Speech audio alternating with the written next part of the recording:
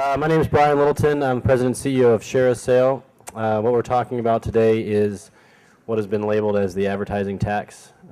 We've put together a pretty good panel, I think, of people that have been really involved in the process, and what we're going to try and do is split this up into three major areas.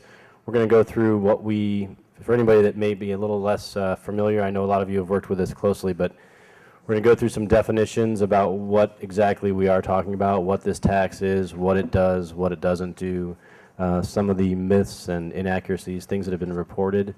We're going to move on from there and talk about a little bit what has been done by varying organizations, varying people, what has worked, what things haven't worked, and how anybody in the audience can help in terms of getting involved if that is what you would like to do. In the third part, we're going to talk a little bit about the future. Obviously, there's been some major developments this summer in terms of laws that have been either passed or vetoed, and we're going to discuss some things that might happen in the future, basically some speculation. So with that, I'm going to hand it over to my panel. We're going to do some introductions and then get started. So Karen? Okay, I'm Karen Garcia. I am a partner at GTO Management. We're an outsourced program management company. So essentially we manage programs for people who don't want to do it in-house. And we're having a hard time hearing back. Oh, do I need to talk louder? Is that better? Yeah, just can you hear me? Right, get real close to the mic. That's the. I'm a newbie speaker. Can you tell? All right, so I'll start over. I'm Karen Garcia. I'm with GTO Management. We're an outsourced program management company. So we manage affiliate programs for merchants who don't want to do it themselves. And I got involved with the whole advertising affiliate tax issue this last year. And well, essentially that's it. Okay, my name is Melanie Siri. I'm the president of Affiliate Voice. I've been working on the internet tax issue for over a year and a half. Last year, if you were in Boston, I was there speaking on the New York internet tax. What happened was I was a happy and active affiliate up until last May and June, at which time, when New York passed the law, my business was destroyed.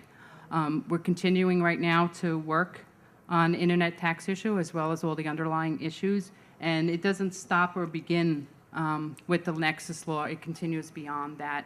And the key thing is education, and I think it's great that that you're out there listening and wanting to learn it, because it's not just something that's going to affect one person or one state. It's going to impact every affiliate, every merchant, and every network, and the key part is education and being informed and being aware. My name is Beth Kirsch. I have been floating around affiliate marketing on and off for about the last 10 years. I've been on the publisher side. I've been on the affiliate manager side. I got involved in the California fight about 6 months ago because my first half of my career is spent in politics, working on Capitol Hill, working on political campaigns, and lobbying for environmental groups. And that's really why I kind of stepped up to help a little bit. Thank you very much, my esteemed panel. Here's what we'd like to do. Obviously, there are a lot of people in the audience here that have been very involved. We've set this up as kind of an informational, instructional thing on the advertising tax, but please feel free while they're giving their little miniature presentations to kind of wave at me or whatnot if you have a question or something that you want to add. That's my role here. I'm supposed to be the moderator. So that's what I'm going to do. I'm going to take questions. I'm going to try and move this thing along, but we're going to start with Karen. She's going to give us some background, some definitions about what it is we're talking about. Would you like the clicker? You want me to do it? You can click. All right, so essentially what the advertising tax is it's an effort by the states to collect an unremitted sales or use tax from their citizens by changing the definition of the word nexus. Basically to force e-commerce merchants that are out of state to collect the tax on their behalf. So if you have a merchant that is in state and you're probably used to it, that they're going to go ahead and collect a sales tax for you when you make a purchase online, or if you go to a local store, they collect the sales tax. An out-of-state merchant doesn't have the same requirements placed upon them because it's an interstate commerce kind of thing. This is not a new tax. Most states actually have a use tax in place. There are a few states that have no sales tax whatsoever, but a majority of them do have this in place. In California alone, this law has been on the books since 1935. So it's been out there for a long time, but it really hasn't been enforced. The states are looking for money, obviously, because they've either mismanaged or they're running short. So they're looking for any way possible to get a dime. And unfortunately, we're kind of caught in the crosshairs. Most people don't know it exists, so they don't pay the use tax. In California, if you make a purchase, say on Amazon, Amazon does not have Nexus within California. You, as a taxpayer, are supposed to keep track of how much you paid Amazon, how much you should have paid in sales tax, and remit that amount along with your income tax every year to the state. People don't do this because it's an honor system. And obviously, well, if it's an honor system and you don't have to pay the tax, well, you really should be paying the tax. You don't pay the tax. So it just doesn't work right now. And so people are, the lawmakers are looking to make a dollar. Let's see here. Look at the next one. Can I stop you for 1 second? Yeah. I've always wanted to know this, but there's a bunch of people in here. Has anybody ever actually volunteered to do that? Has anybody ever filled out their tax return and put in some extra sales tax? Me. You have? Yes. I was just, I saw the opportunity for the question. I wanted to ask. New York has it where if you don't remember if you paid it or not, you pay, it's like $25 or $35, I forget. You just check it and you pay it and you add it in.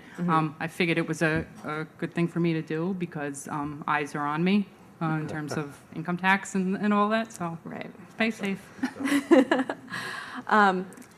Going back into the next thing here, what is nexus? This is a commonly asked question. What exactly does that mean? Nexus was actually defined in a Supreme Court case, which is Quilcourt versus North Dakota. If you want to look it up, the numbers are up there. But essentially, they ruled that a business had to be physically present within a state before that state could require the business to collect sales tax on their behalf. So some examples of physical presence are actually having a salesperson that is on staff that gets paid, company offices, distribution centers. So if you have a shipping department that is not in the same state as you, it still counts as nexus. So the new laws define affiliates as enough basis for in terms of physical presence, despite they're not company employees. They don't get they don't get paid a set salary. You're getting paid on a commission basis. They don't have to pay insurance or any of those things, Medicare, Medicaid, depending on what your state requires, Social Security. They're not an actual company employee, but the new laws define it as that's okay. They don't care. So that's the big issue we've been running into. In terms of who this affects, everybody. Don't think that you are exempt from this. Regardless of what you think that you do that is kind of different than everybody else or whatever, it affects you, period. If you're an affiliate, a coupon site, a blogger, a search, you're included. It doesn't matter if you're making a commission or making a cost per click kind of thing, because the laws are varying by state by what is actually allowed for them to have this affect you. Merchants, you need to talk to your lawyers. We are not lawyers ourselves, so this is all just basic information, but you need to talk to somebody to find out what the legal ramifications are of keeping your affiliate program and keeping it running or keeping affiliates within a specific state. Some of these bills are backdated. So they might be in discussion in the legislature, but the date that is on the bill is actually a month, 2 months, 6 months ago. So you can actually be in the hole already, which is what happened with some of the merchants in New York. It's a requirement. So when they're actually signed, you're already in the hole 6 months. So really talk to a lawyer, find out more information because you need to cover yourself. Networks, this is a big thing. This came up a lot with people we talked to in California. Networks make a percentage of the sale. And for a lot of the senators and assembly people that we spoke to, they were very interested in that. The fact that you're making a commission that is directly tied to a specific sale, which therefore gives a merchant nexus within that state, depending upon the law, of course, depending on what state you're talking about. So you could really have a problem because if a merchant doesn't want to deal with that, they could drop you as a network. So you really need to pay attention. Essentially, in a nutshell, if you make a commission on a specific sale, you're affected, which is everybody in this room. This is another reason that this is important. According to Avalara, which is a kind of a tax aggregate company, they can actually help with various things. There's several different companies out there. This is just a particular stat. There are more than 12,500 different tax zones within the United States. So depending on where you are, you have a lot of things you've got to keep track of as a merchant, because it varies. It can be, you know, across the street kind of things. You've got your state tax, you've got your city tax, you've got state taxes by zip code, you've got taxes by parish, by ward. So there's a lot of things you have to keep track of. If a company doesn't want to collect a tax, they can simply remove affiliates on a state-by-state basis. So as an affiliate, you need to pay attention. You need to know where your merchants are, where they have nexus. Because without those affiliates, they don't have nexus, they don't have to collect the tax. So the legislators that we spoke to in California really kind of fail to see the big picture, because they just think that, well, you know, everyone's going to keep their affiliates, we're going to get all this new tax money, when in fact that's really not the case. Because if merchants, you know, remove their affiliates, one, you're not getting the tax collected by the merchant, so the state doesn't get the sales tax. And two, the state misses out on the income tax. And in California, that's a big chunk of change. So that was a big thing that really kind of made a big point with a lot of the legislators that we finally got through to. Thank you, Karen. We're going to shift gears and talk about some of the things that you may have heard about, which are inaccurate, things that are the myths that are out there, and Melanie's going to help us with that. So. One of the biggest obstacles or hindrances we have to fighting the legislation is that there's a lot of misinformation out there. And I broke it up into misinformation in the news, in politicians, and within our industry. Within the news, if you listen to the news, it would almost be funny if it wasn't destroying thousands of lives at the time. Affiliates should pay taxes. We're paying taxes. The internet tax, the sales tax, the advertising tax is not something that we have to pay. By reporters not giving complete and accurate information, it makes it seem like, well, this is a logical step, this is a logical law, and it's not. Another problem is it targets Amazon, and it's a new movement. By saying that that the law targets Amazon and it's a new movement, it kind of minimalizes it. It's not just Amazon that's affected by this. This is thousands and thousands of merchants and thousands of affiliates, and the lives are being destroyed, businesses are gone.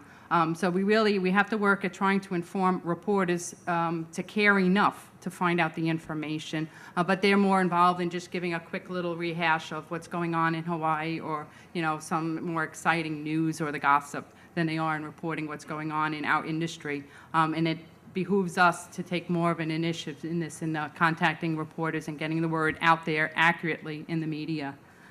In politics, this again, it would be funny if it wasn't destroying people. Politicians, you talk to them about it, and you know, we've all met with legislators, we've met with senators, representatives, and the aides, and they all think, well, affiliates should pay taxes too. That's not what it's about. It's also, there's confusion because you have affiliate publishers and advertisers, which is what we are, and then you also have something called an affiliate company. And politicians are not taking the time to differentiate between the two. An affiliate company is like another little company set up in the state. We're affiliates, we're not an affiliate company. And they also believe that internet sales tax and the advertising tax is going to level the playing field. Well, we have to inform them that it's not leveling the playing field within their state, because they're putting thousands of individual businesses out of business. That's a critical thing.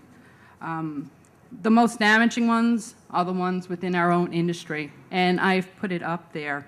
The misinformation in our industry by our own people is going to really put a crimp in fighting this effectively. If we do not understand what we are fighting, we can't fight effectively. Okay, if we try to put an incorrect spin or give out misinformation on it to get a short-term, quick result, desired result, we're going to destroy the long-term solution. It's not possible. It's not a new tax, it's an existing tax. What's changing is as Karen described and explained to you, it's just a collection, it's a redefining and a modernization of the nexus law. And whether we like it or not, it's going to happen at some point. They're going to have to define what is a physical business within a state and how affiliates are affected. Times are changing, and our industry has to grow up to meet with the times, and we have to be in charge of these legislators. So we got to go, we have to be informed ourselves, and we have to give out the accurate information to politicians, to reporters, and to consumers, so that consumers and everyone is actively involved in this. We have to remove the concept that this is any kind of political ploy. It's not a Democrat thing, it's not a Republican thing. Keep the politics out of it and address it for the issue that it is, the modernization of the sales tax law and the nexus definition. Quill versus North Dakota, a lot of people try to use that as a good defense argument. It's not. You have to understand what Quill versus North Dakota said, which is if there's no physical presence, there's no nexus. Okay, that's the law, that's the standing. What the new legislation is trying to do is trying to say, but affiliates are a nexus. So it's redefining it. It's constitutional. The Constitution says nothing that you cannot tax in between the states or anything like that, or they say you cannot hinder. Sales tax right now with software and advances in that, it's not really seen as the same burden that it was 25, 30, 40 years ago to tax between the states. Two more points. The SSTP, a lot of people have spoken about that, and a lot of people are under the belief that that's going to save the day. It's not going to. We might talk. Do you have a question? Okay, the SSTP is the Streamlined Sales Tax Project, and what that attempts to do, it's an organization that's trying to enforce the Streamlined Sales and Use Tax Agreement, which kind of makes things standard between states, so same products are taxed, and it makes it much more simpler, and we'll get into that a little bit more later on. But for many, many reasons, it's not an ideal solution. If we have time, we'll talk about it. If not, you're welcome to come up to me afterwards, because I've looked into this very much to try to see. I thought maybe that would be our saving grace, but it's far from it. Yeah, and in California, it won't work. I mean, It won't that's work just in an New York, example. many states. So, There's 23 member states right now in the SSTP, and I don't think you're going to get too many more. California won't work, New York, lots of states. It's just not feasible. There's thousands of tax codes to change, and it's a long-term thing. It's 20 years before a state could really kind of adopt all the changes that they need. The final thing is, these are the most damaging ones. Number one is that we can wait for the courts to decide. We can't wait for the courts to decide in New York. We have to work and implement and identify solutions right now. Another one, we can't do anything. Okay, there's the tax in Rhode Island, tax in North Carolina, tax in New York. That's a done deal. We have to continue to work for a repeal, work for solutions. There's different ways to go about it. Those last two, I heard lots of these last year. It's not my problem, and my state would never do that. If you think your state would never do that, talk to an affiliate in California, talk to an affiliate in Rhode Island, talk to an affiliate in North Carolina. As recently as a month ago, I had Rhode Island affiliates and North Carolina affiliates swear that it would never pass in their state. And it's a reality. You have to face reality, whether you're an affiliate, a network, or a merchant. Internet sales tax, it's going to happen. Whatever we want to call it, advertising tax, Amazon tax, whatever, it's going to happen. You have to realize that. Don't think you're safe. And even if it gets defeated, it doesn't mean you're going to be safe. You're never safe. Next year it will return. It'll return in a budget bill, in an omnibus bill. It'll haunt you. At the tax talk in Boston, Missy said it was just like a crab, because you pull off the leg and it grows back, and that's exactly what this is. It's never going to be gone. It'll always be there. So really, face reality. Thank you. What we're going to try and do now is change gears. Beth's going to save the day. She's going to tell us what we can do.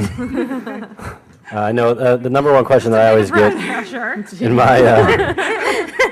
in my position, the number one question I always get is people asking me what to do. They say, okay, you've convinced me, it's a problem. What what can I do? How can I step in? And so we've outlined some things that have happened and things that you can do. You can go ahead and get Okay, started. so I'm going to start on an idealistic, optimistic note here because, you know, I believe the participatory process works. That we can go to state legislators, we can educate state legislators, we can put pressure on them, and we can either repeal these laws or stop them from passing. But it takes work. I mean, that's the bottom line. And right now, I mean, I'll just, you know, just put California next to New York. You know, we had a lot of time, a lot of lead time in New York. A lot of people worked in California. A lot of people worked really hard in California, and we were able to stop the bill there this year. In New York, we didn't have as much time. There weren't as many people working on it, and the bill passed. There's the story. So if you do what you need to do and you work really hard and you organize and you talk to your legislators and you talk to your governor, you can make a difference here. And I mean, that's really the main message to get out of this. Let's slide up on them here. So, you know, the thing that I would say right now to kind of give some context to this, the states are in an extraordinary time. I mean, state deficits and state budgets are just a disaster right now. You know, in California alone, we have a $42 billion deficit. And states are looking everywhere for money. And there were 9 states this year that this legislation went forward in. We stopped it in 7 out of the 9 states. And given the state of the economy, that's pretty good. Like we should all be really excited about that. But the thing that I would say is next year, the pressure on the states is going to be worse. There will be less revenue raised next year when people pay their taxes in April. States are going to be looking again for money, and there's going to be enormous pressure on them. So I wanted to really talk about, you know, kind of where we are and how a bill becomes a law and what you can do to make a difference. Because when I sit there and say, yeah, you can make a difference, and yeah, you can be idealistic, what does that really mean? So I put up there how a bill becomes a law, and you might remember the Schoolhouse Rock from when you were little, and that actually was a pretty good description of how a bill becomes a law, if you remember that. Basically, a bill is an idea. It gets sent to one of 2 bodies. Most state legislators have an equivalent to a Senate and a House. Sometimes it's called an Assembly and a Senate. But so there are 2 bodies, the lower body and the upper body. A bill starts in one body. It goes to committee. A committee is kind of a subgroup of legislators that are working on an issue. So in California, for example, it was in the Revenue and Tax Committee. So everything that has to do with revenue and tax goes through that committee. It's a subgroup of the full assembly or the full Senate. A bill goes out of committee. It goes to the general body. Then it goes to the other house. So if it starts out in the Assembly, it then goes to the Senate. If it starts out in the Senate, it then goes to the Assembly. And, you know, it's a little different in each state, but that's the general idea. Then the bill, once it passes both houses, it generally goes to the governor, and the governor signs it into law. It's not very different than how a bill becomes a law in the Congress, in the U.S. Congress. So what's important to understand is every step in the process here, you have the ability to make a difference. So when a bill is in a committee, there are, you know, 5 to 10 members that are probably very important. And for example, in California, we had lobby days, and we met with those 5 to 10 members on the committee that made a difference. And you know what? We stopped it. The day that hearing was supposed to mark up the bill, so it would go to the full assembly, they pulled the bill. They pulled the hearing. The hearing was stopped. They did not have the votes. And they did not have the votes because, you know, people like Karen and Brooke and Schaff, an enormous amount of people went there, and they talked to those committee members, and they said, this is going to hurt our businesses, and this is a problem. And they made a difference. And in states, you know, Connie Berg was active in Minnesota, and Melanie's been active in New York, and you can go through the states, but where people went and they talked and they got letters into their assembly members and they got visits into the assembly members, they made a difference. So, I mean, that's kind of, when you look at the chart of how a bill becomes a law here, every one of those points where there's a vote, where people are making decisions, that's a pressure point. That's a point where you can make a difference. Can you go to the next slide? Sure. So I just wanted to talk really quickly about legislative campaigns, because we've talked about lobbying and making a difference and getting your message down, but there are really 4 pieces to a legislative campaign. So, the first part's lobbying, which we just talked about, and kind of grassroots, which is getting the letters into the right members. The networks have been very helpful on that. Brian did an enormous amount of work, CJ did work, Linkshare did work, Google did work on that. Talking to press is another piece of that, because if you can go and get the press in the local districts of assembly members or of senators, that's enormously helpful and powerful. So, for instance, in California, we actually got editorials or opinion pieces in the Chronicle, the LA Times, and the San Francisco Mercury News. The Mercury News was key to swinging one of the members we were targeting, and kudos for Lisa here who actually wrote it. And that was great. And so it's important to get that message out to the press and to have the press understand that. So, one of the Fox News pieces I saw, the reporter sat there and said, so you're telling me if somebody has a banner and you click on a banner, that creates nexus. And she got it. And she was on news and she got it. And you could just tell the influence that had. And then the last piece I would talk about really quickly, and this is a little harder, but coalitions. So when you think of coalitions, you think of people coming together. So in California, we had a very powerful coalition ranging from kind of the usual suspects, the networks, but we also worked with the Chamber of Commerce in California, and we worked with the movie industry and a whole bunch of other people in California that were working on this issue. And what's important is to get a whole bunch of like-minded people who believe what you believe in together talking to elected officials. Because coalitions are who pass bills and they're who stop bills. Because remember, we work in a political system where it's coalitions of different people that elect members of Congress and elect elected officials and pass and stop bills. So the more people and the more diversity you have in the coalition, the more powerful you will be. I think that's it. Okay. So this is back to me here. I'm just going to talk really quick about how you can follow legislation within your own state, and some of the ways that we found really worked well in California. Beth already talked about the Chamber of Commerce and the State Taxpayers Association. CalTax and our Chamber of Commerce were really key in helping keep us informed, because sometimes things happen at like 9 o'clock at night, and the next morning at 9 a.m. they're going to have a vote. So, it really helps to have an internal advocate, somebody that can also help you navigate the system to tell you, hey, you really need to talk to this person, or you need to talk to this specific person that is the chief of staff of this particular legislator, because they know who to talk to. So that was really, really helpful, just kind of keep us all together at the same, and navigate us through the system. Your state website is a gold mine of information. If you need to find an email address or a physical address to mail a letter or a phone number, that's where to go, because it's public information and you can find it.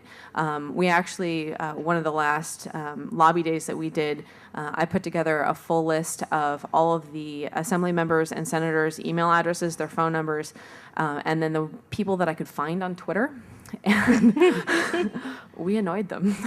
But and it worked really well, because people really got their message out, because the affiliates really wanted to make sure that their story was heard, that they were really upset, and it worked.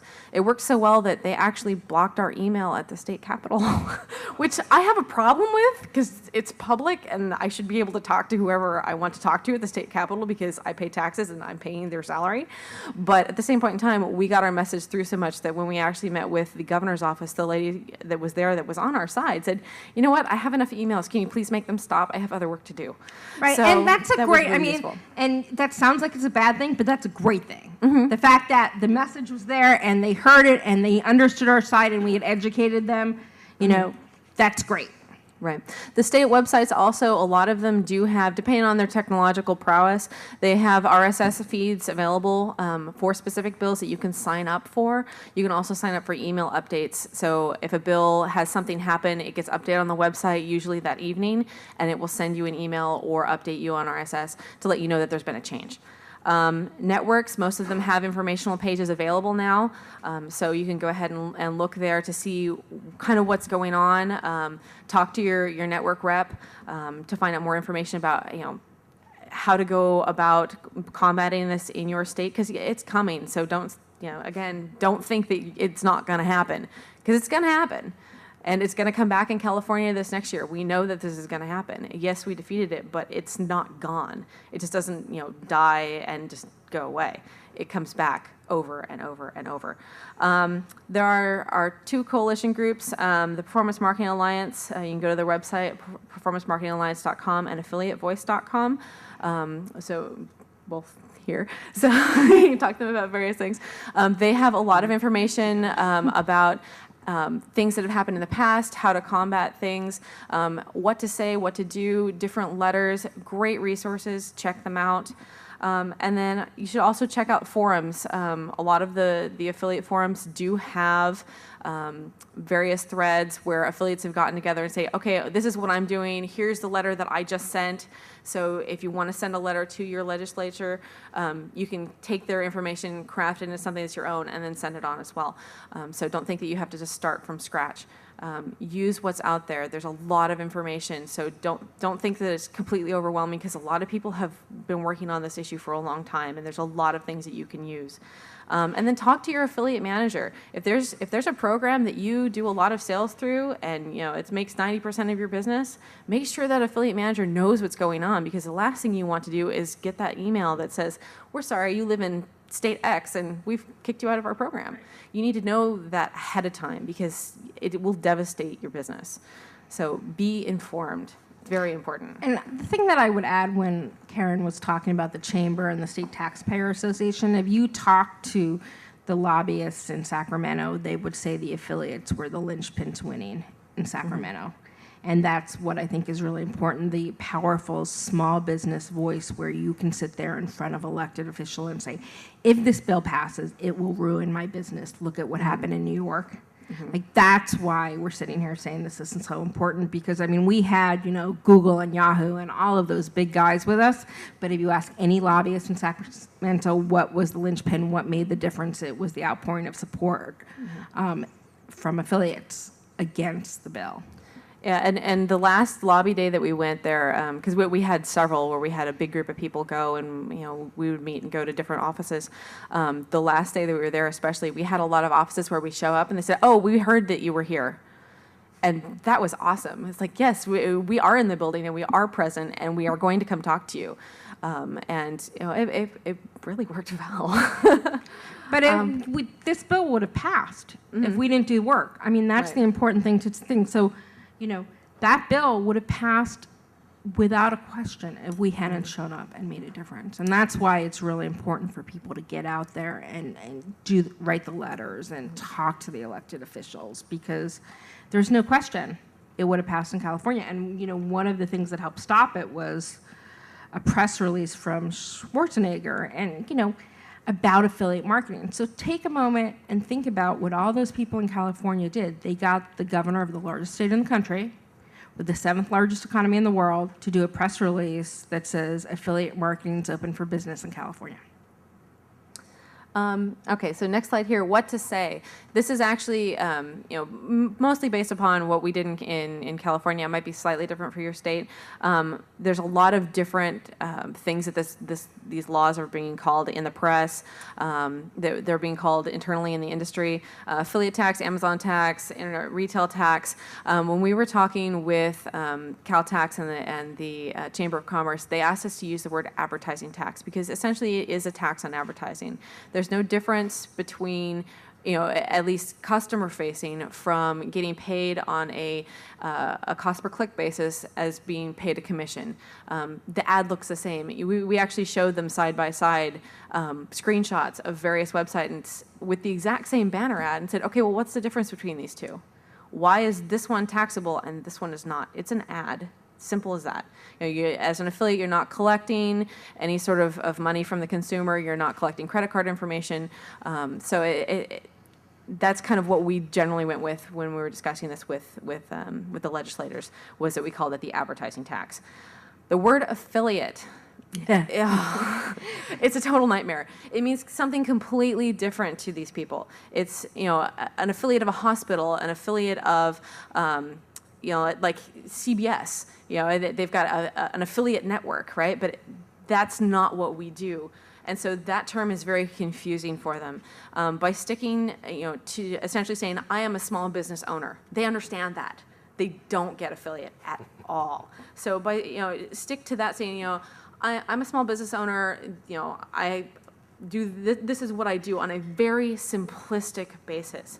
The whole Amazon thing, man, don't even bring it up, because Amazon, everybody wants Amazon to fall, because they're the big guy, and everybody likes to see the big guy take a tumble, which is right or wrong depending on where you are. But in any case, that is, for them, yeah, just leave it alone. In terms of things not to say, don't say that, well, I'm going to have to move out of state, because they really don't care. Because if you move out of state, well, then you're no longer their problem. So don't say that you're going to move out of state, because it's a completely non-issue for them. Keep your analogies simplistic. If you try to explain detailed things when they don't have a basic framework, they get totally lost, and you can just see the eyes glaze over like 2 minutes into the conversation. So don't say, well, I'm an email affiliate, and I do PPC, and I do SEO, and I do all this other stuff, because one, they don't understand what our acronyms are. So just don't do it. And speak very, very simply, because that really makes a difference. If you speak in terms that they understand, then they're going to actually become sympathetic with what you have to say. And tell your story. Say that, okay, well, this is what I do, and this is why I do it. A lot of the affiliates that we had come with us, talked about the fact that, hey, I employ 40 people. This is what I do. I'm a small business in California, and I have employees, and I make a difference in my community, and this is how I do it. That resounds with legislators. The rest of it does not, because they really could care less. In terms of our accomplishments, California, of course, passed the budget without nexus language, but it will be coming back. Hawaii vetoed HB 1405, and Amazon reinvited the affiliates there. Connecticut and Tennessee, I believe, are still postponed until next year. And then Maryland and Minnesota both were killed in committee. These are, of course, our temporary accomplishments. Affiliates, merchants, and networks are becoming more aware. I mean, obviously, you are all here, so you at least know that this is an existing issue. And people are becoming more proactive, because they realize that this is going to be, an ongoing problem. It's going to return, and it's going to crop up in states where it wasn't last year. So if you're in a state that hasn't been affected yet, pay attention, please, because your future depends on it, and the industry's future depends on it. Okay, now that everybody gives you the optimistic side, I'll go to the pessimistic side. It's now a law. But the fact is we're going to lose some of the battles, and by realizing that, we can now begin to work on solutions for it. It's going to take many, many years for this to play out. We don't have years. We'll all be gone by then, by the time this figures out. What we have to do is we have to realize that once the Nexus law takes effect, is that we have to continue to work together, and that's networks, merchants, and affiliates together. It has to be a unified kind of approach to it. The role of the networks. The networks have a key role in all of this. First of all, they have to make sure that they are the educators or the disseminators of the information that we all obtain. They have to help us work to identify different various solutions, and they have to be facilitators in a recovery process. That's key. Merchants also, education is the key. We can't say that enough. You have to educate yourself as to what the law is, what the impact is. Understand that these laws are always like a two-prong approach. There's first the sales threshold, and once you meet the sales threshold, then there's another aspect to it. You may be able to rebut the presumption of a nexus, and what that means is you can say, I don't have a nexus. That's possible in New York. Right now, we haven't identified any possible way in Rhode Island to rebut the nexus. Rhode Island's approach to this and their interpretation is that if you have an affiliate within the state of Rhode Island and you meet that 2,000 in the previous 4 quarters in sales from all your Rhode Island affiliates to your Rhode Island residents, you have a nexus. You can't get away from it. I've been in touch with the Revenue Department, and they're very hardcore about it. North Carolina, well, seems like they're going to take that same approach. So merchants have to really realize, understand each state's interpretation of these laws. And ultimately, a great solution for merchants is to collect the tax. I know it's not easy, and I know it's cumbersome. I know it's a challenge, but that is probably the best long-term solution to it. Affiliates have a key role. You have to prepare your websites, prepare your business, and do this well in advance of any legislation. You have to constantly monitor the legislation, like everybody explained the process. Understand what your current nexus law is. There's laws out there right now in several states that if the Secretary of Revenue makes the decision to enforce and implement, out-of-state merchants will be required to collect sales tax. And I can explain why I say that later on unless we have time. But it's critical. You have to know your existing current laws as well as the pending legislation.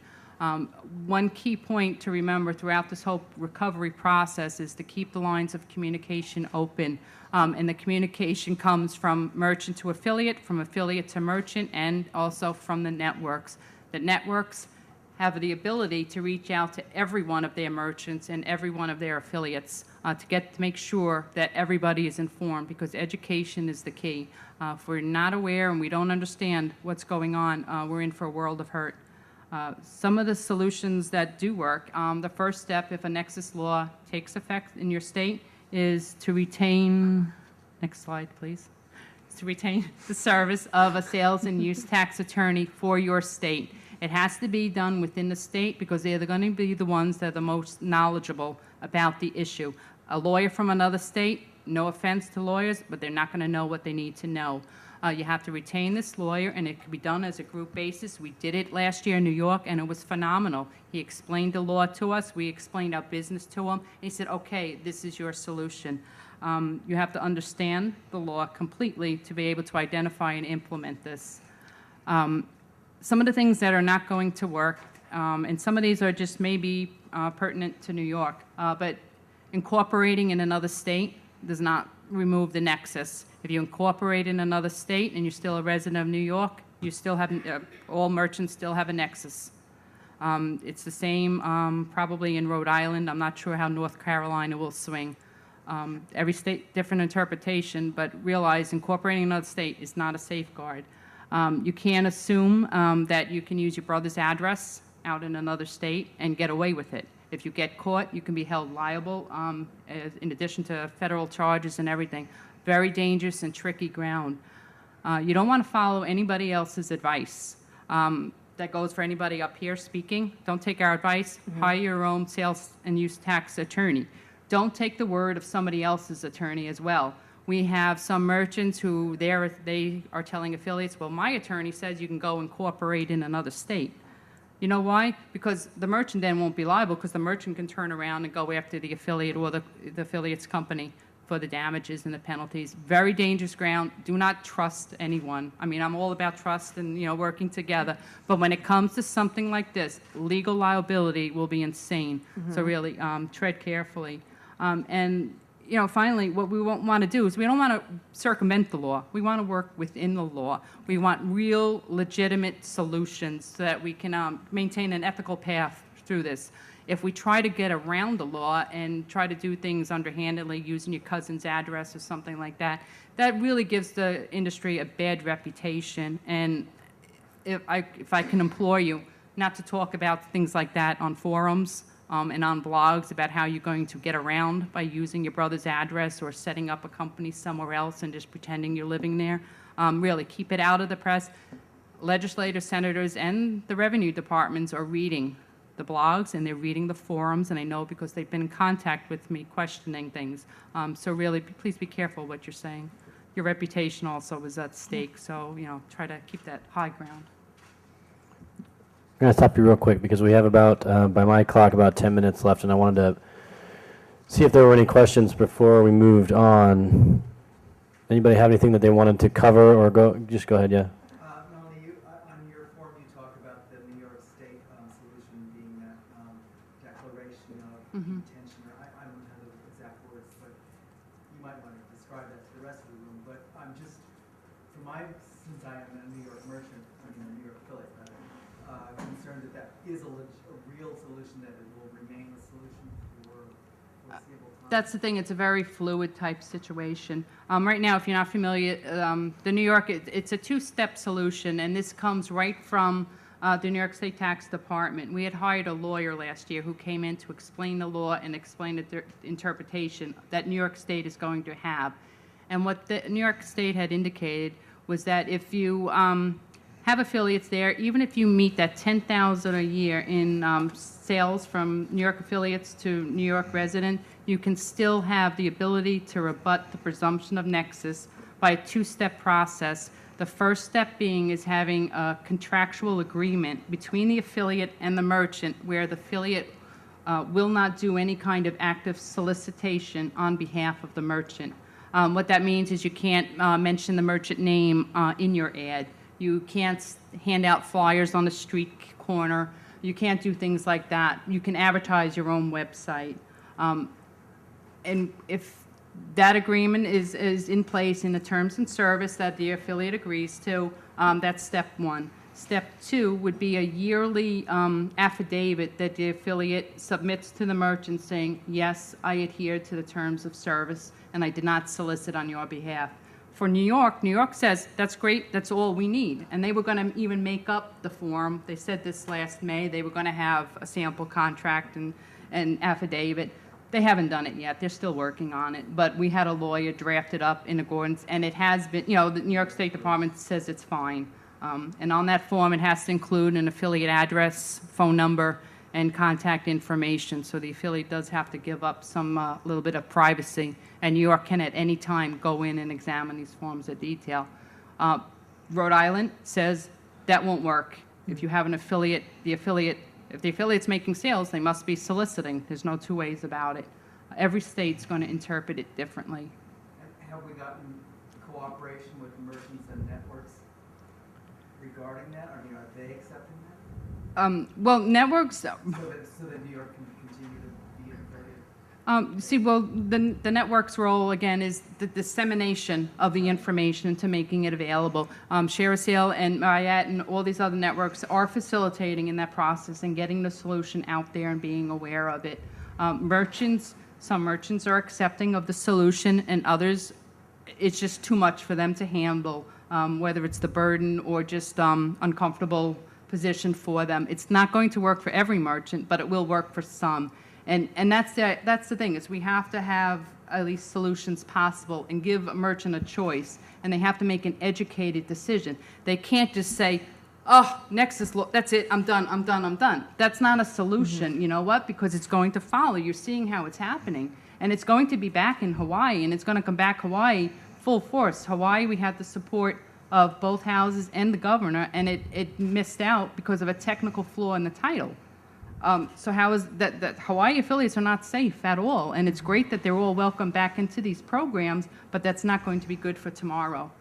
So we really have to continue getting the word out and making educated decisions from every aspect and everybody, affiliate, merchant, and network. And the pressure will be worse next year. It's going to increase dramatically. Every state is working on it. There's 40 states. It will be worse 40 next states year. left There to will go. be bigger deficits. There will be bigger budget crises next year because of the economy. And there are groups actively lobbying against us. Right. So it's- and in Huge fact, groups. some, I was actually surprised. Barnes & Noble is actually lobbying against us in California. Netflix is lobbying against us in California. And the unions, the service unions, are lobbying against us in California. Yeah, like California firefighters. California teachers. Because they see that as the money that that they would get out of this would go into their budgets. So they want to see this pass. So, and that's, it's hard to say no to the California Teachers Association. So it's, it's a big deal. Go ahead. Why do you think there's so few people in this room? That is a great question, and I wish I knew. Because it's scary and it's yeah. sad. And we're in for a big surprise come next year. There's 45 states that have a sales and use tax. Okay, it's active. Now the law is active in 2 states, Rhode Island, New York, probably most likely North Carolina as soon as the governor signs the budget bill. And all these other states, California, Tennessee, Minnesota, Maryland, Connecticut, Texas, Virginia, they're all kind of come back full force. They're already talking about it, and they're looking at the numbers. They're doing their crunches, and they're seeing that the federal money is not there. I'm not sure why people aren't here. We have to really get the word out. Yeah, I would actually flip that around and be more optimistic. So, But I'm a New Yorker. I know, and I'm from California. I get it, but you know, 4 or 5 months ago when California hit, I remember being on a call with with Melanie and some people from the Performance Marketing Association. It was kind of like, what do we do? Where do we start? How are we going to make a difference? You know, and there was definitely like the seeds of, okay, we can take this on that call. But I'm like, look at where we are today. Like, people, there was a crisis, people got active, people made a difference. We have materials, we have letters, we have templates, we have a whole bunch of stuff, you know, why aren't there that many people in the room right now? It's because, you know, there's not a crisis in their state and they're not looking at legislation straight on. It's a false sense of security that But you when have. it's there, you know, we can hope people can move forward. And the challenge that we all have, everybody in this room, and Rebecca and I were talking about this before, is the next 6 months have to be, you know, getting ready for next year. Because that's when it's going to be. It's like getting that activist database set up and getting our materials made and, you know, getting things in place. And that's what we have to do. And then when the legislation starts to hit, we can pull the trigger and we can get active. So I would actually be more optimistic. Like, I'm actually glad we have 6 months because, you know, in California, we originally had 3 weeks, and I was like, just slow it down, just slow it down, just slow it down. We can do something and we can slow it down. Well, we got 6 months now to get ready for this battle, and we have 6 months to work with the networks and build an activist database and work with Affiliate Voice and work with the Performance Marketing Association so when it hits, we can get there and make a difference. And here's the other thing. You don't have to wait until you hear that there's a bill. Right. Start now. Contact your legislators. I mean, Exactly. seriously, if you live in somebody's district, you better be knocking on their door because all the states know about these bills. So, you know, don't be afraid that, you know, well, if I talk to my senator, then they're going to think about this and then there's just going to be a new bill. There's going to be a new bill, period, whether you talk to your senators and assembly people or not. And this is the right time to talk to them because the way state legislators work is this is basically their downtime. They're the at next home. 6 months. So most state legislators are only in session for like 3 to 6 months. It's the first part of the year. We got a question over here in the car. Back to your point, Karen, as far as being simplistic. I've heard a lot of information today, and I have to be honest, this is relatively new to me. I know something's out there, I really haven't been paying attention. That's why I came here, I wanted to educate myself on what's going on. But I think we just need to take it back to, I would love to hear really simplistic terms as what are the ramifications to the merchants? Are you saying the nexus law states that if pushed within, if it changes to include the affiliates within the nexus law, does that mean that the e-commerce stores need to charge sales tax to the consumer when they purchase a product? Correct. Okay. Those are the kinds of things that we need to talk to our CEOs about. Those are the Correct. kinds of information that I would like to see. Very simplistic terms of what are the ramifications. Are you saying that the affiliate, if an affiliate, if is selling advertising product, we don't sell product, we advertise product, within that state, then then Nexus would include that, so that online merchant needs to charge sales tax within that state to that person? Yeah, basically, and I'll just go from the California perspective because that's the one I'm most familiar with. Every state is going to be slightly different. So, like, there's specific things that are different with the New York laws compared to the Rhode Island laws, compared to the North Carolina law, things like that. But the bills that were in California, if you were a out-of-state merchant, so from anywhere except California, and you had affiliates within the state of California, and those affiliates drove more than, or $10,000 or more worth of sales to California residents within a 4-quarter period, then you're required to collect California sales tax on all California purchases and remit that. How So is all this being tracked? How would they track it? that's what auditors are for. So, I'm just saying, as an e-commerce store, Mhm. it's a nightmare. Is that what Exactly. you're saying here? Exactly. Okay, those are the kinds of things that I would like to see bulleted points on. right. That was the one thing I mentioned about the fact that there's 12,500 different tax zones within the United States. So as a merchant, it's very daunting. There are software programs out there that can actually do the collection process for you, that keep track of, okay, there's an update in this specific zip code that happens this week and one that happens next week, then this other one that's over there. And there are companies that can, facilitate that for you, that can work within your cart system, within your database, to help you keep track of that, and will also generate and help you remit the correct amounts to the specific states. Because some of the states you can send in a single basic, here's my tax form, right? Some of them you actually have to do it by county, which is a nightmare. So I would definitely, go back, take a look, do some simple searches. I mean, they're out there. Avalara was one of them. Look for the other competitors. Avalara is just the one I've been talking with. But take a look and see what would work best with your cart. Depending upon the system is probably the easiest way to go about it, because you want something that meshes simply, because you don't want to have a big code nightmare. But a lot of the bigger merchants are still working on like AS400s, which is a pretty basic system, and it works with all that.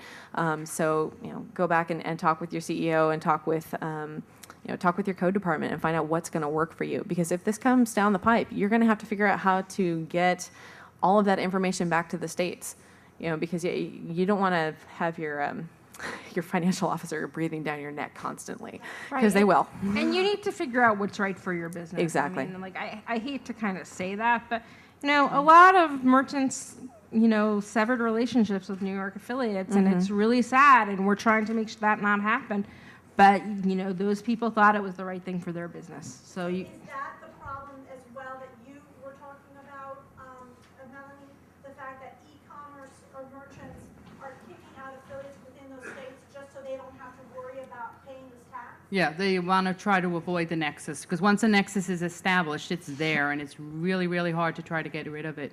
And what merchants last year, it was a little complicated in New York because some were caught off guard, but they terminated severed relationship with New York affiliates. We're not even allowed to apply. Some have adopted the solution, but many have not. North Carolina, Rhode Island, now states are being proactive. They're terminating the relationships ahead of time in order to avoid the nexus. And we also have to kind of, as an industry, address how and the manner that that's done, because I really don't think it's fair to give an affiliate 12 hours notice that they're being booted from a program in a proactive stance. Especially, they haven't done anything Yeah, wrong. there are affiliates in Connecticut who are terminated from merchant programs, and they haven't been invited back yet. Connecticut, it stalled in committee. I know they're still working on their budget bill, but it's not in part of any of the Connecticut budget. And it's really the merchant's fault, or merchants. That's not, we can't look It's at it not like really fault. a merchant's fault. They're doing what they have to protect their company, and we understand that. But the manner in which it's done, I think we can perfect that a little bit. More than 12-hour notice, I think, would only be fair for an affiliate, especially when the legislation is pending and it's 3 to 6 months down the line. Don't terminate them as of tomorrow. Where does that leave an affiliate? And it kind of sours the relationship in all other areas. And there's things we do, and it all comes from education, understanding the law, understanding when the law will take effect, the process that it goes through. It's a lot to learn, and it's like going back to elementary school when you had to learn all this stuff. But you know what?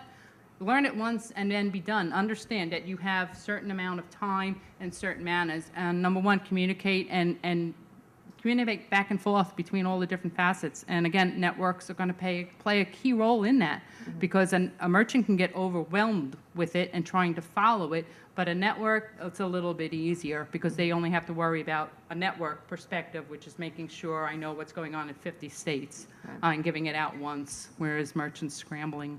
And one last point, ultimately, and just correct me if I'm wrong, ultimately it's the consumers that's hurting because they're going to end up paying tax for something that they. See, but you owe the consumer You owe owes the the tax tax. anyway. And that's, you can't use it, oh, the poor consumer's going to have to pay a tax. The consumer owes the tax. One way or another, the governments are going to now find a way to get that tax. So that's not a good defense. We can't say, oh, the poor Exactly. consumers is going to do.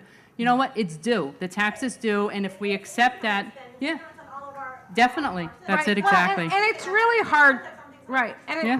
and it's really hard to say to state legislators, you know, don't collect sales tax for They out of need state. the I mean, money. Right. it's a really hard argument to say, well, if you buy at a local bookstore, you know, you pay sales tax, but if you have it shipped from Amazon, you don't. You know, if I was a state legislator, I'd be like, you know, it was a transaction in my state. We got time for quick questions and quick answers. So all the way in the back first, please. Yeah, and super quick, it seems if you look at these things that are happening like Amazon and Overstock, you know, turning on a dime before votes and kicking out all their affiliates from the state. Talk about why that timing is important. Why they do what they do, because that's pretty critical to the whole argument too. Well, part of it is just because, you know, and I touched on this a little bit, is that a lot of the bills are retroactive. So they have to move quickly.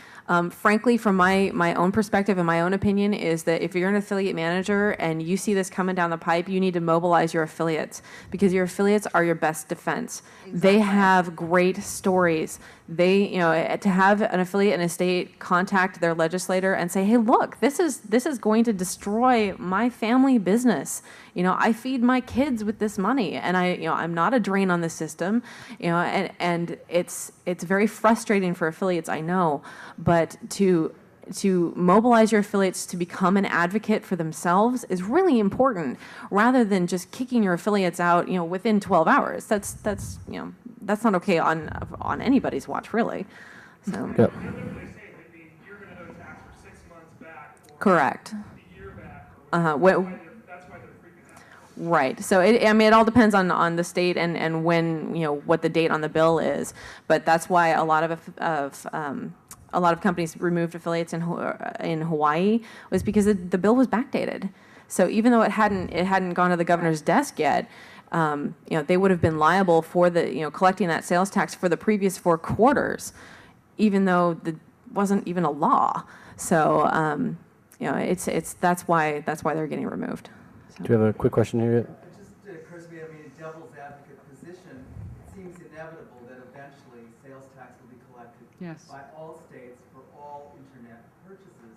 Wouldn't we be better off if it just happened now across the board and forget all this? Don't fight it. That would be a level playing field. Absolutely. No, but Why shouldn't it? The tax is owed. Yep, exactly. But I think what's important, I